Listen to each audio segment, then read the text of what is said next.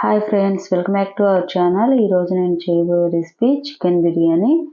Chicken biryani ఎలా తయారు చేయాలో చూద్దాం.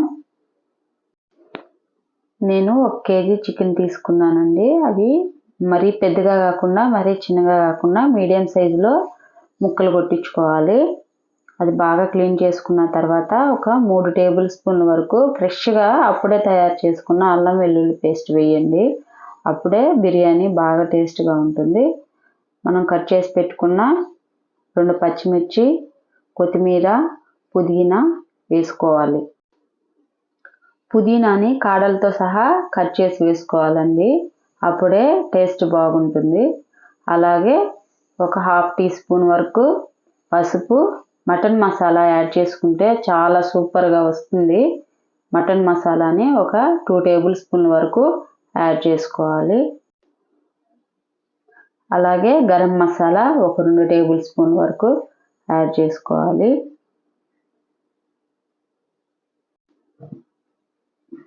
ఆ తర్వాత ధనియాల పొడి కూడా 2 టేబుల్ స్పూన్ వరకు యాడ్ చేసుకోవాలి. మసాలాలు ఎక్కువ తినే వాళ్ళు అయితే స్పైసీగా గరం మసాలా ఒక 3 టేబుల్ స్పూన్ వరకు యాడ్ చేసుకోవచ్చు. మటన్ మసాలా కంపల్సరీ అండి, చాలా టేస్ట్గా ఉంటుంది, ఒకసారి ట్రై చేయండి. అలాగే కారం కూడా యాడ్ చేసుకోవాలి.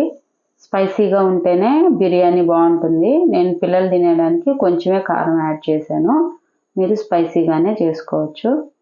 అలాగే రుచికి సరిపడా సాల్ట్ కూడా యాడ్ చేసుకున్న తర్వాత గరం మసాలాలు వేసుకోవాలండి. మసాలా దినుసులు 2 బిర్యానీ ఆకులు, 2 మరాఠీ మొగ్గలు, అలాగే అనాస పువ్వు, కొంచెం జాపత్రి కొంచెమే వేసుకోవాలి. ఆ స్మెల్ మరీ ఎక్కువగా ఉన్నా మంచిగా అనిపించదు బిర్యానీ. 3 యాలకులు, ఒక 7 నుంచి 8 లవంగాలు, అలాగే దాల్చిన చెక్క, ఇవి మొత్తం వేసుకోవాలండి. గరం మసాలా దినుసులు 2 టేబుల్ స్పూన్ల వరకు ఆయిల్ వేసుకోవాలి.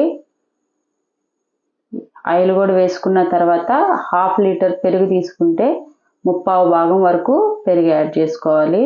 మెయిన్ ఇదేనండి, పెరుగుతో మనం బాగా కలిపి పెట్టుకుంటే ముక్కలు అనేవి బాగా సాఫ్ట్గా మెత్తగా ఉడికిపోతాయి. అలాగే ఒక అరచెక్క వరకు నిమ్మకాయ కూడా పిండుకోవాలి. దీన్ని మొత్తాన్ని బాగా ఒక 2-3 నిమిషాల వరకు మసాలా మొత్తం ముక్కలకు పట్టేలా కలుపుకోవాలండి. ఈ కలిపి పెట్టుకున్న తర్వాత ఒక అరగంట పాటు ఫ్రిడ్జ్లో కానీ అలాగే బయట అయినా ఉంచుకోవచ్చు, లేదా అప్పటికప్పుడు చేసుకున్నా బాగుంటుంది. ఒకసారి మీరు కూడా ట్రై చేయండి. కలిపిన తర్వాత ఇలా వస్తుందండి. ఇప్పుడు తయారీ విధానం చూద్దాం. ముందు స్టవ్ పైన డేక్షా పెట్టుకొని అది హీట్ అయిపోయిన తర్వాత ఒక 4 నుండి 5 టేబుల్ స్పూన్ల వరకు ఆయిల్ వేసుకోవాలి. అలాగే ఒక 2-3 టేబుల్ స్పూన్ల వరకు నెయ్యి వేసుకోవాలండి. నెయ్యి కంపల్సరీ. నెయ్యి ఆయిల్ 2 మిక్స్ అయిన తర్వాత ఫస్ట్ షాజీరా యాడ్ చేసుకోవాలి. ఆ తర్వాత హోల్ గరం మసాలా, ఇవి మాడిపోకుండా మీడియం ఫ్లేమ్లో ఫ్రై చేసుకోవాలి.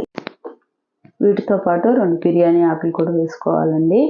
ఇవి మొత్తం మీడియం ఫ్లేమ్లో ఫ్రై చేసుకున్న తర్వాత కట్ చేసి పెట్టుకున్న ఆనియన్స్ ఇలా పొడవుగా కట్ చేసి పెట్టుకోండి. నేను 1 కేజీ చికెన్లోకి 3 మీడియం సైజ్ ఆనియన్స్ తీసుకున్నాను, మీరు కూడా అలాగే తీసుకోండి.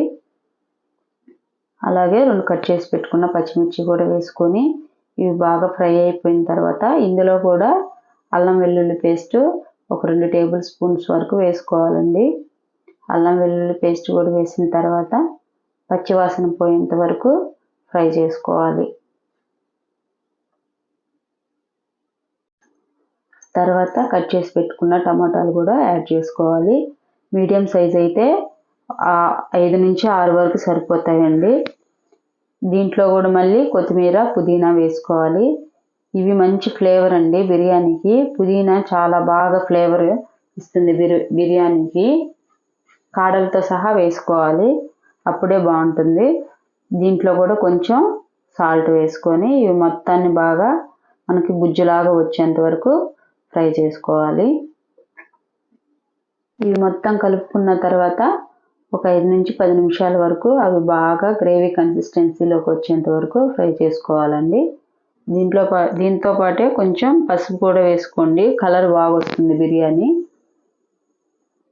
ఇలా గ్రేవీ కన్సిస్టెన్సీలోకి వచ్చిన తర్వాత మనం కలిపి పెట్టుకున్న చికెన్ మొత్తాన్ని వేసుకోవాలండి. దీన్ని మొత్తాన్ని టమాటాలతో పాటు మొత్తం కలిసిపోయేలాగా బాగా కలుపుకోవాలి.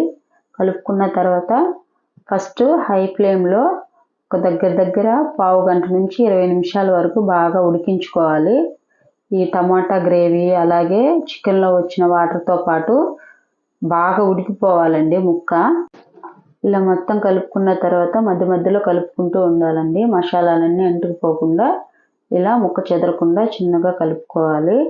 బాగా ఆ వాటర్తో పాటు ముక్కలు మొత్తం ఉడికిన తర్వాత గ్రేవీ కన్సిస్టెన్సీలోకి వస్తుంది. ఇలాగా దీంట్లో వాటర్ కొన్ని ఉంటాయి, మనం తీసుకున్న దానికంటే రైస్ కంటే డబుల్ ఎక్కువ వాటర్ తీసుకుంటాం కాబట్టి దాన్ని ఆ వాటర్ చూసుకొని తీసుకున్న దానికి కొంచెం తగ్గించుకొని వాటర్ వేసుకోవాలి.